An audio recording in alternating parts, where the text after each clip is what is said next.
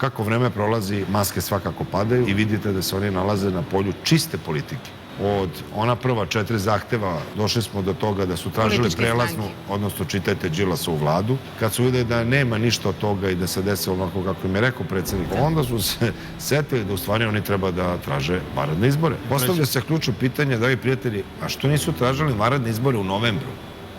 Bilo je prirodno u tom trenutku da traže vanredne izbore. Što su nam zadali udarac od koga se nećemo lako i brzo oporaviti?